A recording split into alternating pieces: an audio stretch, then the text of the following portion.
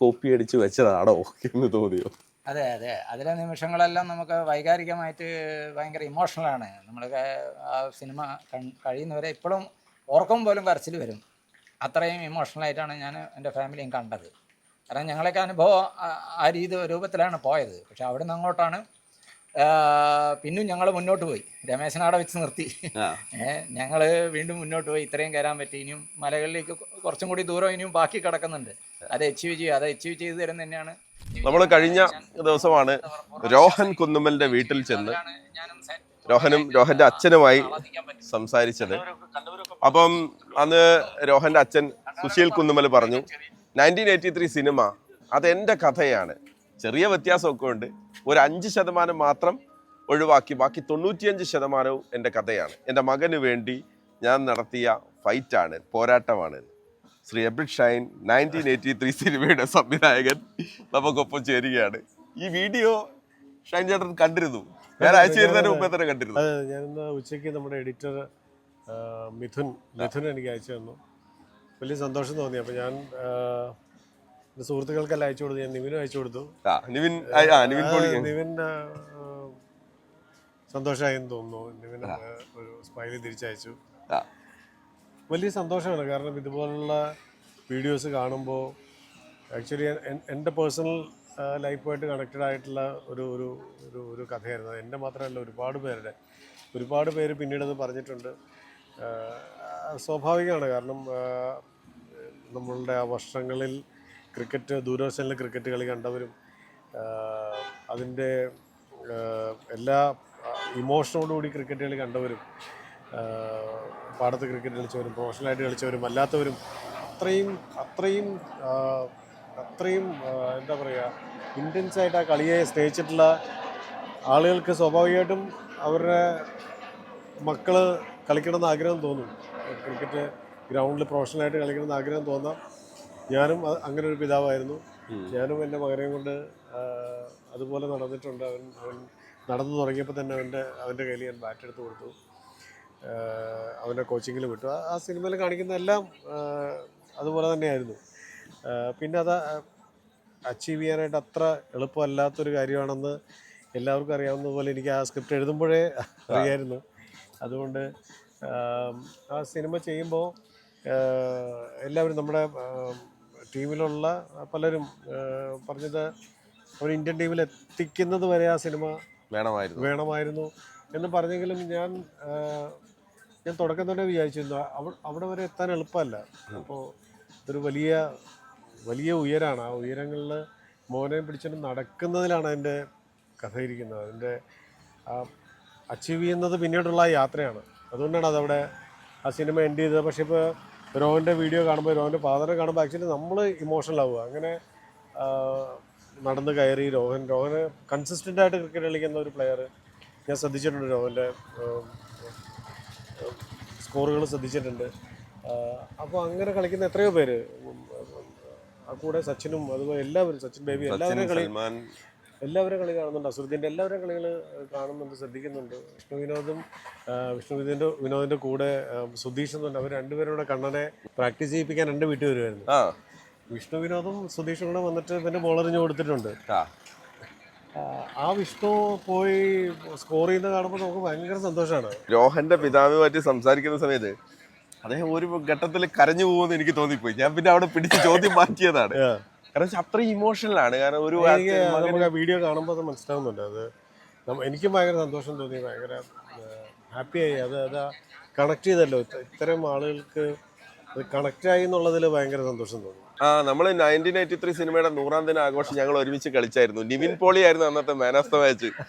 എന്നിട്ടും ഞങ്ങൾ ക്രിക്കറ്റിന്റെ വട്ട് മാറാതെ ഞങ്ങൾ വയനാട്ടിൽ പോയി കളിച്ചു. വയനാട് കൃഷ്ണഗിരി സ്റ്റേഡിയത്തിൽ പോയി കളിച്ചു. ഈ രോഹന്റെ പിതാവ് പറഞ്ഞത്, രമേശൻ ഒരു മല മുകളിലേക്ക് മകനെ കൊണ്ട് പോവുകയാണ്, പക്ഷെ എത്ര ഉയരമുണ്ടെന്നും ഒന്നും അറിയില്ല. പക്ഷെ രോഹനും അച്ഛനും ഏതാണ്ട് പാതി പിന്നിട്ട് കയറി. പക്ഷെ അതിന്റെ ഉയരത്തിലെത്താനുണ്ട്, ഇന്ത്യൻ കുപ്പായം എന്ന സ്വപ്നത്തിലേക്ക് എത്താൻ. രഞ്ജിയിൽ കളിക്കുന്നത് തന്നെ നിസ്സാര കാര്യമല്ല അവിടെ എത്തുക എന്ന് പറയുന്നത്.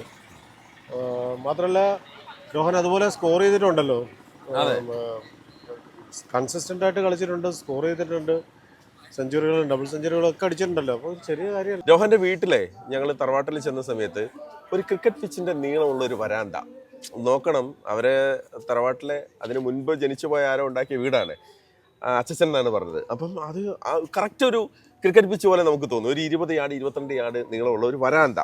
ആ വരാന്തയിൽ നിന്നാണ് രോഹൻ കളി പഠിച്ചു തുടങ്ങുന്നത്. രോഹന്റെ അമ്മ രോഹനെ പ്രസവിക്കുന്നതിന് മുൻപ് അച്ഛൻ നിർബന്ധിച്ച് ക്രിക്കറ്റ് കാണിക്കുമായിരുന്നു. അതായത് ജനിക്കുന്നതിന് മുൻപേ അവനൊരു ക്രിക്കറ്റർ ആകണമെന്ന് ഉറപ്പിച്ച ആ കുടുംബം ഉണ്ടായിരുന്നു. പ്രത്യേകിച്ച് അദ്ദേഹത്തിന്റെ ഫാദർ കാര്യത്തിൽ ഞങ്ങൾക്ക് ഭയങ്കര രോമാഞ്ചം എന്നൊക്കെ പറയില്ല ഷൈൻ ചേട്ടാ, അത് വന്നു പോയി. കാരണം അങ്ങനെ ഒരു പ്ലെയറെ നമ്മൾ ഉണ്ടാക്കിയെടുക്കുക, വാർത്തെടുക്കുക എന്ന് പറയില്ല. അത് അത്രയും അത് എല്ലാവരുടെയും പിന്നിൽ ഇതുപോലെ ഒരു പിതാവ് അല്ലെങ്കിൽ ആരെങ്കിലും അവരുടെ ഒരു ലൈഫ് അതിനു വേണ്ടിയിട്ട് സാക്രിഫൈസ് ചെയ്തിട്ട് നടക്കണം. കാരണം ഇപ്പോൾ കൊച്ചു കുട്ടികൾക്ക് ചിലപ്പോൾ നമ്മൾ ക്രിക്കറ്റ് കളിക്കുന്നു, നമ്മൾ പുറത്തേക്ക് പോകുന്നു, അല്ലെങ്കിൽ നമ്മൾ പിള്ളേർ കളിച്ച് നടക്കുന്നു, അതല്ല അവരുടെ പുറകെ നടക്കാൻ അവർക്ക് വേണ്ട ഗാഡ്ജറ്റ്സ് വാങ്ങിച്ചു കൊടുത്ത് അവരുടെ പുറകെ നടന്ന് ആ കോച്ചിങ്ങിന് വിട്ട് അതിന് ഫീസ് കൊടുത്ത് അങ്ങനെ നടക്കാനൊരു ഒരു ഫാമിലി വേണം, ഒരു പിതാവ് വേണം, അതിന് മാതാവ് വേണം, അല്ലെങ്കിൽ ബ്രദറായിരിക്കും, അല്ലെങ്കിൽ അങ്കിളായിരിക്കും, ആരെങ്കിലുമൊക്കെ ആയിട്ട്, അല്ലെങ്കിൽ ഏതെങ്കിലും ഒരു കോച്ച് ചിലപ്പോൾ സ്പോട്ട് ചെയ്യുന്നതായിരിക്കും.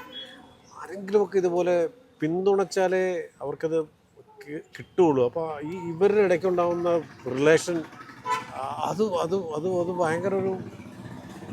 ഭയങ്കര ഡിവൈനാണ്. അത് ഭയങ്കര ആക്ച്വലി പെയിൻഫുള്ളുമാണ്.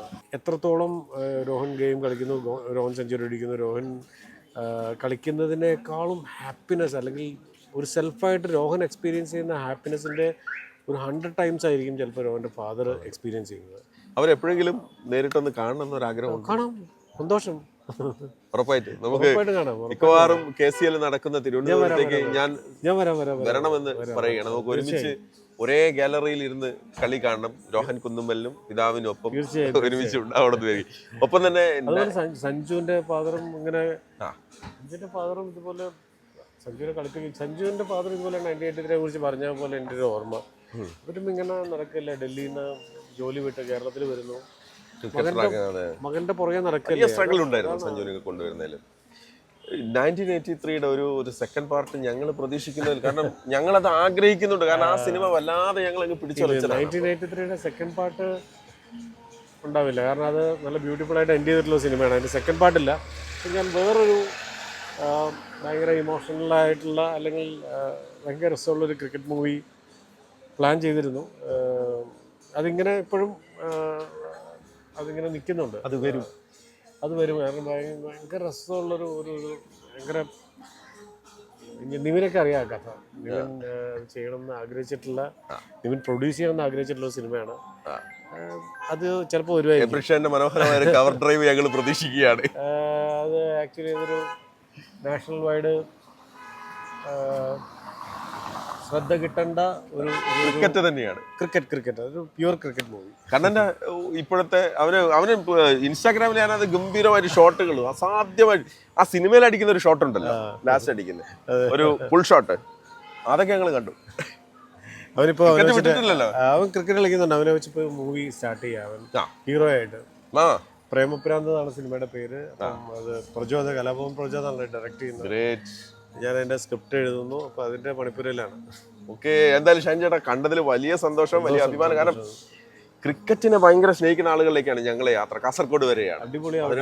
അപ്രതീക്ഷിതമായ അവിചാരിതമായിട്ടാണ് ഇന്ന് കണ്ടുമുട്ടാൻ സാധിച്ചത്. പക്ഷേ ഭയങ്കര രസമായിരുന്നു. എനിക്ക് ഇന്നത്തെ ദിവസം ഭയങ്കര സന്തോഷമായി. ഇങ്ങനെ മനുഷ്യർക്ക് അത് കണക്റ്റ് ആയി എന്ന് പറയുമ്പോൾ, അല്ലെങ്കിൽ രമേശൻ ഞാൻ തന്നെയാണ്, അല്ലെങ്കിൽ അപ്പോൾ എന്നെ റെപ്രസെൻ്റ് ചെയ്തിട്ട് ഞാൻ നിർത്തിയെടുത്തുനിന്ന് വീണ്ടും മുന്നോട്ട് പോകാനായിട്ട് രോഹൻ്റെ ഫാദറിന് സാധിച്ചതിൽ ഞാൻ ഭയങ്കര സന്തോഷം. രോഹൻ്റെ ഫാദറിൻ്റെ സന്തോഷത്തിൽ ഞാനിവിടെ ചേരുന്നു.